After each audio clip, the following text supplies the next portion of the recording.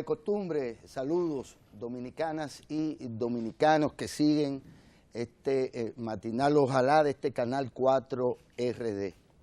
Rápidamente, es un honor para nosotros recibir junto al doctor Sánchez Cárdenas, viceministro del Ministerio de Educación Superior, Ciencia y Tecnología, a dos destacadas figuras a quien me honro en presentarles.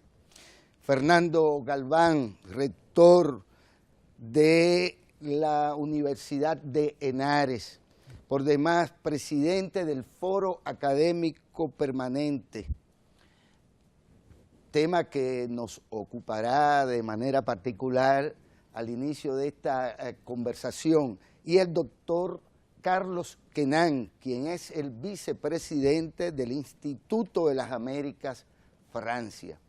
Ellos visitan nuestro país a propósito de un importante seminario que expresa y donde se debatieron importantes o se trataron importantes temas que ellos van a socializar con el pueblo dominicano. Sean ustedes, distinguidos amigos, bienvenidos al país que nos sigue en esta ocasión de manera muy placentera. Buenos días, muchas gracias. Buenos días. Doctor. Bueno, agradecer está de más. Le hemos dado muchos agradecimientos, pero ellos han devuelto todo, De manera que nos sentimos muy agradados acá en Ojalá con su visita. Y quisiera que Fernando, como presidente del foro, nos explique qué es el Foro Académico Permanente, de dónde surge esto del Foro Académico Permanente y qué vinculación tiene con CELAC. Bueno, el foro, como dice la palabra, es un lugar de encuentro y de diálogo entre académicos de las dos regiones, de América Latina y el Caribe y de la Unión Europea.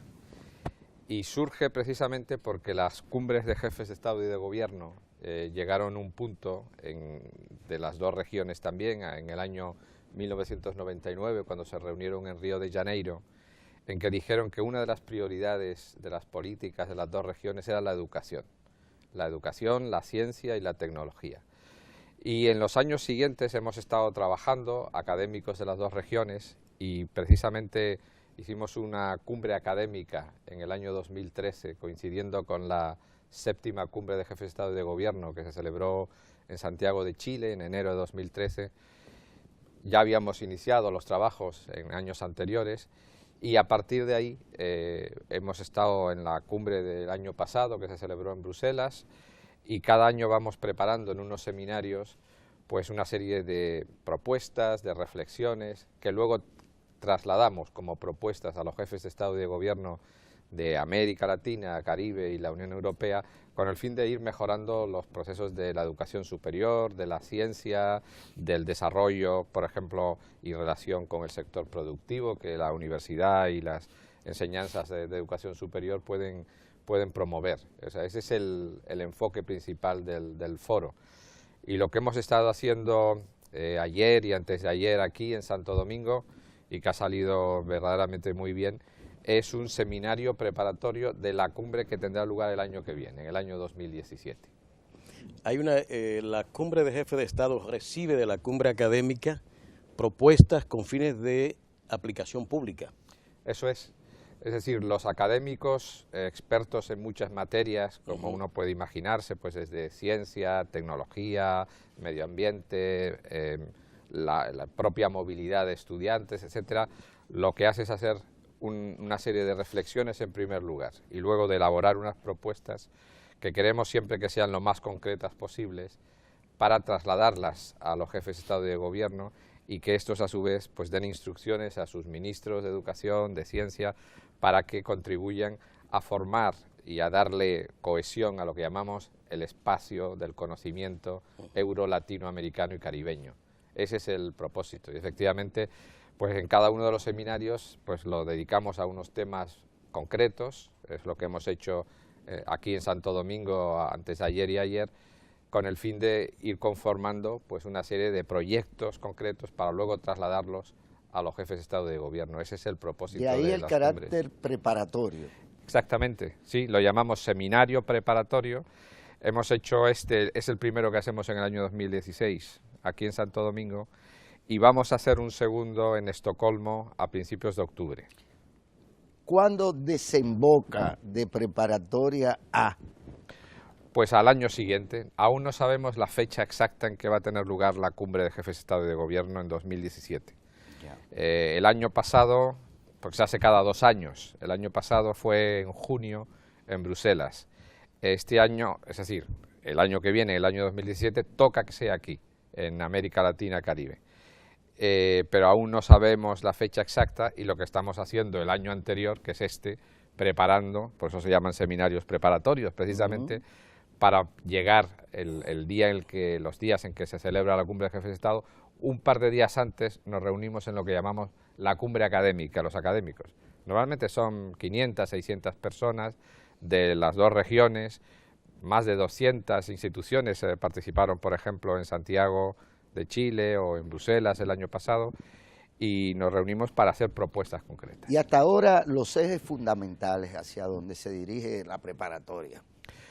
Pues uno de los ejes fundamentales es la acreditación de las enseñanzas universitarias, es decir, lograr que la formación universitaria en América Latina, Caribe y Unión Europea tengan algún cauce de convergencia, de tal manera que puedan identificarse, asumirse por parte de unos y de otros lo que hacen los estudiantes. Ese es uno de los elementos más importantes.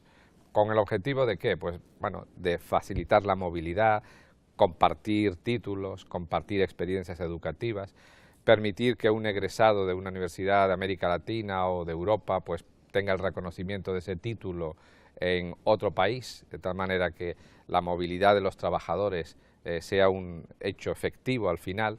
Ese es uno de los ejes, pero otros pues tienen que ver, como es natural, con la inserción profesional de esos egresados en el sector productivo, en empresas, en fin, en cualquier otra, en industria. Esos son todos los elementos fundamentales, porque hoy la educación superior en todo el mundo, una de las misiones principales que tiene, además, lógicamente, de formar profesionales, de hacer ciencia, tecnología, una de las misiones fundamentales que tiene es acercar la universidad y la empresa al sector productivo. Factores de crisis de lo académico, vamos a decir así. ¿En qué medida? Bueno, vemos el contexto en que las universidades existen y nos damos cuenta que hay grandes convulsiones, grandes renovaciones, nuevos paradigmas en todos los terrenos, a los cuales no siempre ha respondido la academia con mucha prontitud. ¿En qué medida es un factor de crisis que en este caso el componente latinoamericano, digamos, no esté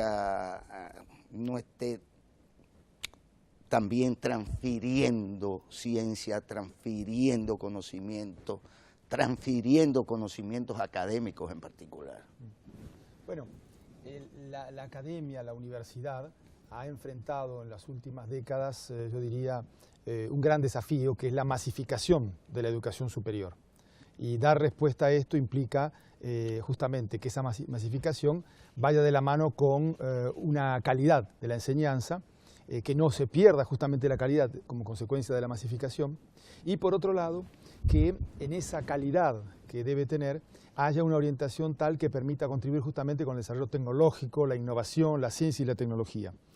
La universidad puede ser un factor de crisis si administra mal esos procesos, o también puede ser un factor para avanzar frente a los problemas que plantean crisis económicas, sociales y demás, si justamente contribuye, como se planteó en la apertura de nuestro seminario, a desarrollar la ciencia, la tecnología, la innovación, la movilidad internacional para favorecer esto, porque existe una creciente internacionalización también del mundo académico, una globalización que se expresa también en ese sentido, en el campo universitario, y entonces puede contribuir, decía, si contribuye con desarrollo de investigaciones, de propuestas, de innovaciones, ligándose al sector productivo, que permitan que haya un modelo de desarrollo, por ejemplo en América Latina, más inclusivo, con mayor componente en el valor agregado de las producciones de inteligencia, de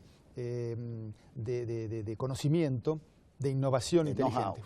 Es efectivamente saliendo de lo tradicional que ha caracterizado a las economías de América Latina, que es una valorización bastante primaria, digamos, de los recursos naturales, de las commodities, incluso en el caso de países del Caribe, el turismo, pero sin mayor valor agregado. Todo esto, entonces, la universidad puede contribuir y ser factor para evitar las tensiones y problemas que derivan de esos modelos económicos, con una enseñanza cada vez más ligada a la calidad y a la movilidad internacional, porque efectivamente el saber hoy en día está diseminado en el mundo y hay que insertarse en esas dinámicas de movilidad profesoral, de másters conjuntos, de titulaciones en materia de doctorados, de circulación de los postdoctorandos, que ya son investigadores maduros y que pueden contribuir a la innovación. Yo creo que esa es la manera de abordar el problema que hemos tenido aquí en el seminario académico y en este caso en la relación específica en ese terreno entre Europa y América Latina y el Caribe.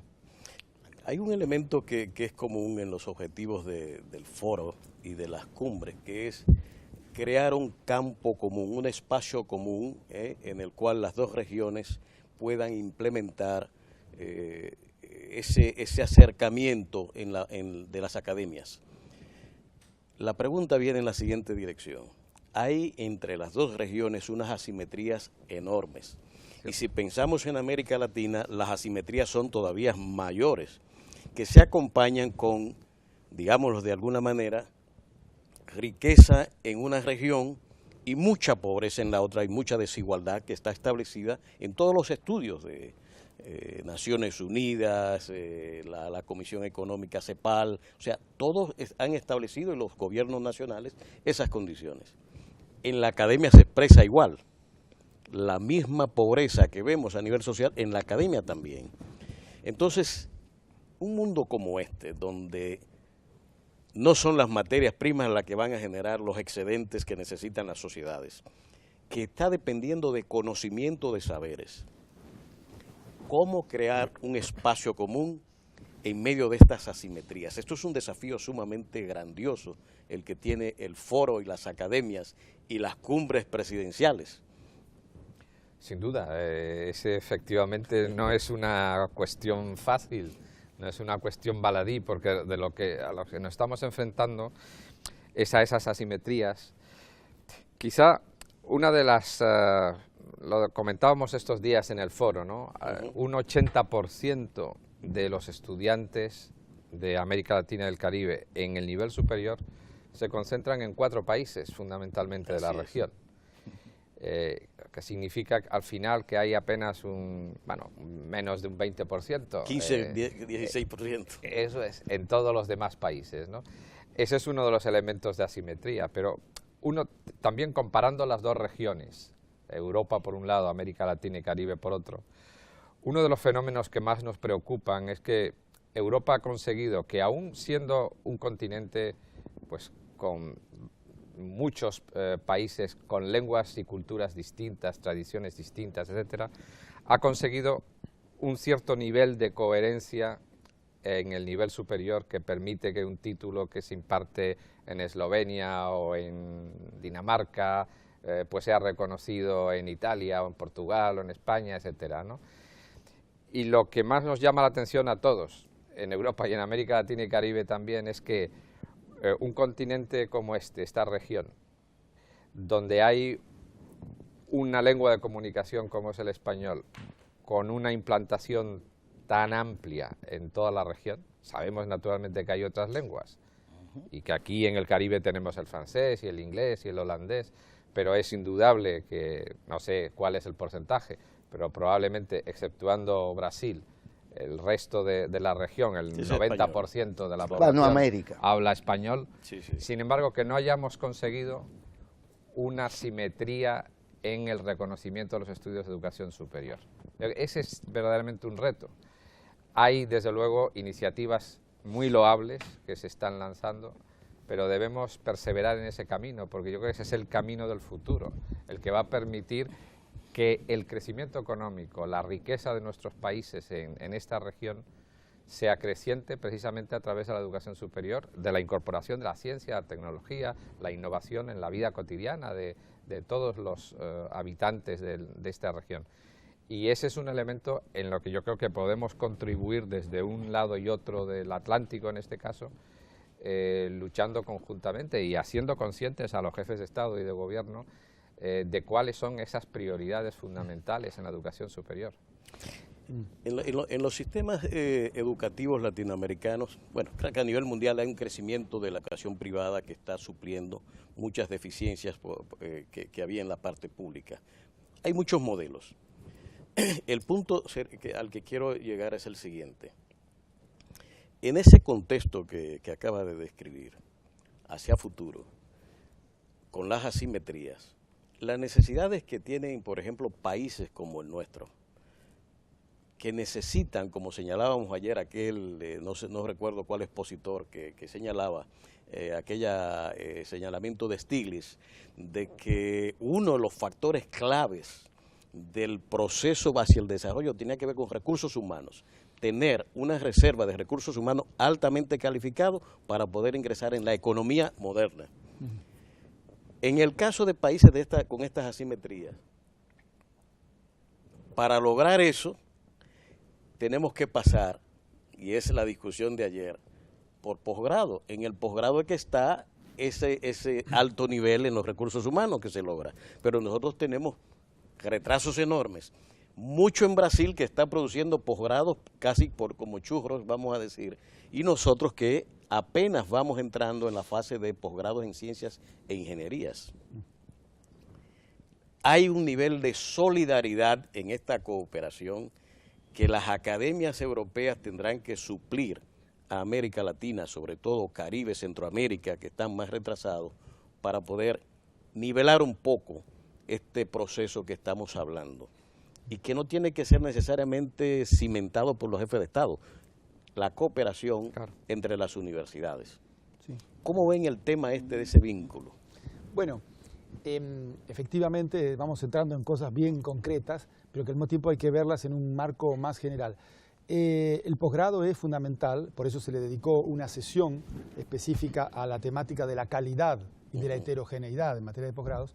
Y es además un punto de conexión muy importante entre la educación superior y la investigación, porque es indudable que hacen falta investigadores con conocedores en profundidad de ciertas temáticas para impartir cursos allí y generar a partir de ello una masa crítica en cada país, que creo que es un problema de República Dominicana y otro, de investigadores, de laboratorios de investigación. Sí. Entonces ahí es donde juega este tema de la articulación internacional con los países que están más desarrollados, no solo del lado europeo, sino también incluso de América Latina, para generar esas masas críticas en una perspectiva de solidaridad. No se nos escapa que hay también una perspectiva de competencia entre las instituciones universitarias, que hay un mercado mundial de la educación, pero justamente esto hace también que desde el lado europeo, además de una solidaridad ligada a valores comunes entre las dos regiones, a una historia común, pues haya también el interés de justamente desarrollar estos mercados con los países latinoamericanos que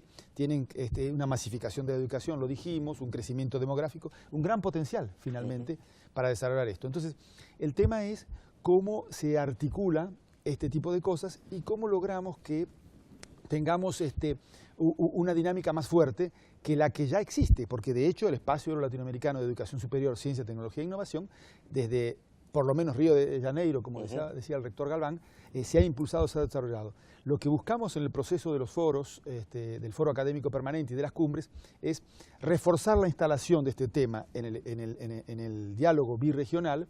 Logramos, por ejemplo, en el proceso acumulativo de las cumbres, que es lento, porque es una cuestión que no se transforma de la noche a la mañana, que los jefes de Estado y de Gobierno en Bruselas incluyeran una nueva línea de cooperación birregional sobre la educación superior. Esto crea condiciones para que la comunidad universitaria demande condiciones normativas y financieras más favorables, porque hace falta recursos para esto, imaginación para concebir programas que, por ejemplo, vinculen los postdoctorandos de ambas regiones, en relacionados a posgrados. Sí. Entonces, todo esto, pues ahora hay que transformarlo de alguna manera en normas más generales, porque la realidad se ha desarrollado, no ha impedido que haya acuerdos entre una universidad de Europa y otra de América Latina y del Caribe para desarrollar un máster común. Lo que queremos es que se masifique y esto implica discutir también sobre la heterogeneidad de la región, porque un país que tiene un desarrollo educativo superior muy importante, pues respecto a otro que lo tiene menos, para hacer un posgrado en común, lo que quiere es que la calidad se aproxime, se cierre un poco esta brecha, porque si no puede deteriorarse su propia imagen o su propia reputación sobre estos temas. Un proceso lento, pero es central, los posgrados, el desarrollo de masas críticas de investigadores y una dinámica de cooperación que no excluye también tensiones, competencias. A la población en general que nos pueda estar escuchando, también muy heterogénea, les encanta que le pelemos el plátano, como decimos aquí, ¿verdad? Y a mí me entretiene hacerlo. Esa es tu especialidad. No, en realidad, para que también la gente pueda tener una escala aproximada del fenómeno y del proceso o de los procesos de los que estamos conversando. ¿Sigue siendo la universidad europea elitista? ¿O se ha masificado y en qué proporción? Aquí nosotros tenemos alrededor, doctor, ¿de cuántas universidades? 52. 52. Somos un país de 10 millones de habitantes, un porcentaje altísimo. Es más, se tiene la pretensión, siempre se ha tenido, y hasta ahí hemos llegado, de que todo el que sale de un bachillerato, eficiente o deficiente, los hay de ambas categorías, debe obligatoriamente ser universitario. Cuando no, doctor o tener posgrado, es como una realización particular. Usted tiene 10 hijos y su gran orgullo es que los llevó a la universidad a los 10. Nosotros sabemos que un poco la sociedad europea a través de la historia se fue estratificando de tal suerte que no era que se anchaba el embudo, sino que de alguna manera se cerraba, y más cuando se habla de la excelencia académica. ¿En qué medida la asimetría atraviesa también por una distorsión del ente académico como un ente de movilidad social y crecimiento, digamos, de los grupos? Sí. Yo creo que el acceso a la educación superior es un factor de enriquecimiento de los pueblos, en primer lugar, con lo cual a mí me parece muy bien que cuantas más personas acudan a la universidad, se formen. Al final eso es una gran ventaja para un Estado, para una nación, porque sus ciudadanos son más cultos, tienen más posibilidades de progresar, y eso al final es enriquecimiento, como digo, para un país. Claro, un taxista con un nivel, con un grado académico, pues tiene que ser fabuloso en cualquier parte del mundo. Lo que también hay que distinguir, esa era la primera declaración, la mía, ¿no? Lo que también hay que distinguir es que no todas las universidades pueden ser iguales, como no todo el mundo es igual, porque la gente tiene capacidades distintas. Uno sirve para hacer tecnología y otro sirve seguramente para hacer historia, y bueno, pues la diversidad y la heterogeneidad que tienen las personas y también las sociedades, ¿no?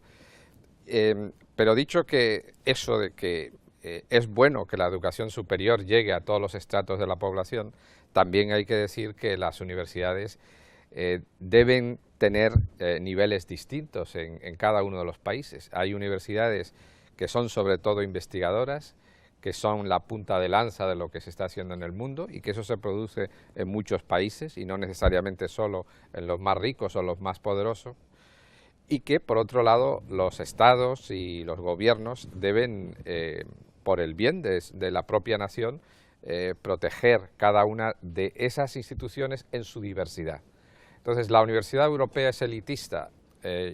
Yo creo que no, depende también de las circunstancias de cada país, pero las universidades en muchos países europeos están abiertas a un buen sector de la población, y en general la mayoría de las universidades europeas son para los estudiantes y sus familias gratuitas o casi gratuitas. A veces no es una gratuidad al 100%, pero en un porcentaje que, quitando 4 o 5 países de toda la Unión Europea, en el resto los estudiantes tienen acceso a la educación superior sin un coste adicional importante. Pero dentro de esa heterogeneidad, pues hay universidades que tienen mucho prestigio, que seleccionan mucho a sus estudiantes porque hacen ciencia y tecnología verdaderamente de punta. Es decir, y esto pues es así porque la realidad es como es. Esa es su cantera. No podemos pensar que todos pueden hacer lo mismo y con el mismo resultado, ¿no? Sí, si me permite. Yo pienso que podríamos muy esquemáticamente pensar que frente al fenómeno de la masificación se ha desarrollado en Europa y en América Latina, aunque en grados diversos, una especie de tren con 3 clases. Una primera clase que es la de las grandes universidades de excelencia, no voy a nombrar ninguna de Europa y América Latina, pero diríamos Harvard, MIT, para citar, allí justamente son los que están en la carrera de, dadas excelencia, de poder generar premios Nobel, investigaciones novedosas, etc. Hay una tercera categoría, que es una categoría opuesta completamente, de baja calidad, muchas veces bastante, digamos, dominada por el sector privado, pero no siempre, no solo, que ha respondido mal a la masificación, con títulos que valen poco y demás, y que no terminan de generar esto que decía el rector Galván, es decir, una evolución hacia mayor cultura, mayor educación. Es pobre su aporte. Y un segundo vagón, la segunda clase, que es la de las universidades, que son de calidad, pero no necesariamente de la excelencia o de punta en ciertos sectores, pero que responden bien al desarrollo productivo de una región, de una ciudad o un sector específico. Ese segundo nivel es el que hay que desarrollar y reforzar. Yo diría que en Europa el tercer nivel está poco desarrollado. En América Latina a veces se ha dado una respuesta mala a esa masificación. Y entonces la cuestión es cómo, en acuerdos internacionales, movilidad y demás, ese segundo vagón gana terreno respecto del tercero y se da una respuesta adecuada al problema de la masificación. Excelente, muy bien esto. Finalmente nos quedan muy pocos minutos. La impresión de ustedes del desarrollo de este primer seminario preparatorio de Santo Domingo, ¿qué sabor les deja? Pues muy dulce el sabor, debo decirlo con total franqueza, porque nos hemos acercado a realidades que otras veces no se han debatido en los foros. En concreto, hablando de estas cuestiones que planteaba Guillermo y que planteaba también el viceministro, de la heterogeneidad, la diversidad, el fenómeno lo que es Centroamérica y Caribe, por ejemplo, se planteó esto en varios momentos del foro. Es decir, ¿cómo se puede colaborar, por ejemplo, en ciencia o en tecnología entre países que tienen universidades muy avanzadas y países que son muy pequeños, que tienen recursos muy limitados, ¿no? Pues eso se puede hacer, y hay programas además de la Unión Europea, como los del Horizonte 2020, es un ejemplo, pero se podrían citar otros, donde se fomenta la colaboración. Porque como acaba de decir Carlos, hay universidades en determinados ámbitos regionales que pueden realizar una labor en ciencia, en el descubrimiento, en la innovación, que pueden ser de enorme utilidad a nivel global, en aspectos muy concretos. Lo que hay que saber es identificar aquellos polos de conocimiento donde se encuentran y buscar la colaboración. Lo que no podemos pretender es que una universidad pequeña en un país pequeño con recursos reducidos produzca los mismos niveles que una universidad grande en un país más rico, en todos los ámbitos del conocimiento. Pero sí que en un punto del Caribe o de América Central o de Sudamérica haya universidades que se especialicen en una materia concreta y que puedan producir ciencia de primer nivel en cooperación con universidades europeas o universidades de América Latina que sean mucho más potentes porque tienen más recursos. Entonces, esa es una de las lecciones que yo me llevo aprendidas de este foro y que me ha parecido además de enorme utilidad para poder enfocar unas propuestas muy concretas de cómo favorecer esa cooperación en el campo de la ciencia y de la innovación, por ejemplo. Así es. Se termina el tiempo, pero no quiero que cerremos el programa con una última acotación muy breve, Carlos. Vamos a Estocolmo. El primer seminario, toda esta memoria que queda aquí se va a sumar a la que se va a producir allí para trasladar a la cumbre académica. ¿Qué expectativas tenemos en términos temáticos? No son ustedes ayer presentados, recibimos la invitación del coordinador de ese segundo seminario. ¿Qué expectativas llevan ustedes para este segundo seminario preparatorio? Bueno, los seminarios preparatorios son elaborados en interacción entre los comités locales, como el que ustedes organizaron aquí con el Ministerio, con instituciones universitarias dominicanas y el Foro Académico Permanente.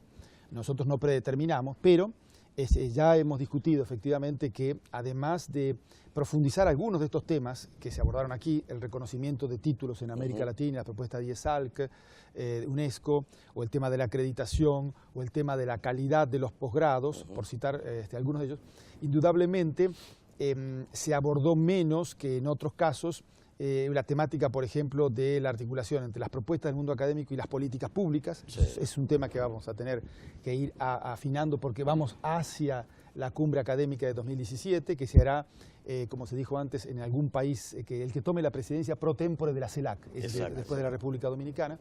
Entonces yo creo que va a haber temas como ese que vamos a privilegiar, probablemente volver sobre el tema de la articulación entre la educación superior, la ciencia, la tecnología y la innovación, porque estamos en un país europeo, que justamente es un ejemplo interesante de país pequeño, mediano, pero que ha desarrollado especializaciones. Todos conocemos la industria de la madera, por ejemplo, o a la electrónica de Europa del Norte. Entonces, cómo esa experiencia por ejemplo, de Suecia y de los países nórdicos sirve a los países pequeños, porque, para concluir, Rafael, Guillermo, la cuestión central es que esto es un proceso acumulativo, como dijimos Fernando y yo antes, donde no podemos dispersarnos en 1000 temas, pero al mismo tiempo hay que cubrir el conjunto y tratar de llevar propuestas muy precisas, concretas, a los jefes de Estado en la próxima cumbre de 2017. Que son los caminos del campo común que queremos construir.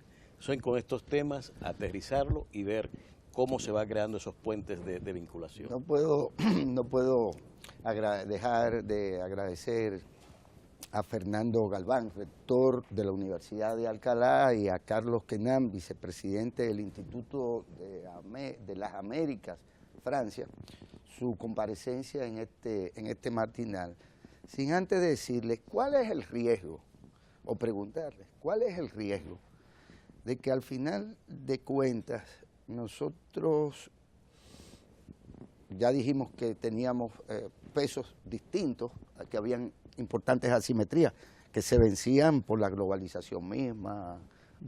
¿Cuál es el riesgo de que pueda suceder un tanto lo que garantizó que China diera un verdadero gran salto como economía y como factor en el mundo?